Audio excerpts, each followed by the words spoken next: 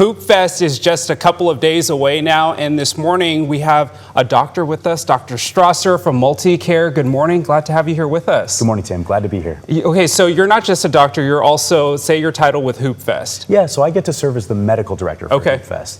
So what that means is I have the opportunity to oversee all the medical tents, ensure that we're up to speed with policies and procedures and staffing. We have all the supplies we need, and we're coordinating amongst the different medical providers, including, Spokane Fire, AMR, and Hoopfest organization itself, and that all of us are on the same page when it comes to caring for such a large event. It is a very large event, and you guys always have the injury board also, and it tells all the different things that you guys treat. It's pretty incredible, the gamut, I would say, of, from, sprains to Band-Aids to even some more serious things.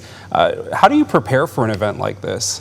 Over the years, we've really honed it in. Sure. It takes a lot of experience and a lot of preparation, of course, but for us, the importance is that we can cover all those different injuries, from something really simple, like you mentioned, Band-Aid sprains and sprains, up to and including your more serious injuries, especially your orthopedic injuries, things like Achilles ruptures, knee injuries, those types of things. Yeah, because, it can be a scary thing, if you do get a serious injury there, you're playing, on the blacktop. Tell us about the role that you guys play in kind of like helping make sure that athletes can continue on with the sport. Yeah, it's a great question. So we have our tents strategically placed around the footprint of the event. We have 3 main tents, and all the care is free. So we want to make sure for players and spectators we're there throughout the weekend, and that there isn't any type of roadblock for them to come see us. In as much as we'll see them, we'll get a chance to evaluate them, talk about opportunities to get back to sport, talk about times sometimes it's not a good idea to go back, and what does that look like? And then we also have some things in place to try to prepare for after the event, so that if these people do need that care moving forward, we can help coordinate that as well. Yeah, in your world, you deal with folks who have immediate needs, but you also try to do the preventative side of things. So tell us about what people can do now to prepare for Saturday if they haven't already. It's a great question. So I think, the number one thing you can do is hydrate. We need to make sure we're hydrating early and often.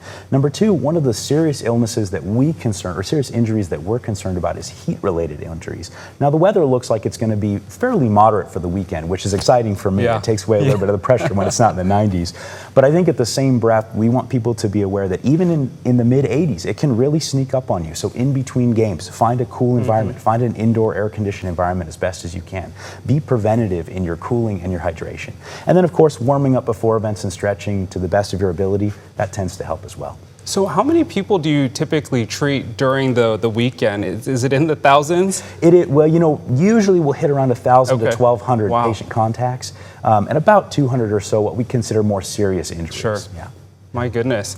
And what should people look out for if they're looking for some help during Hoopfest?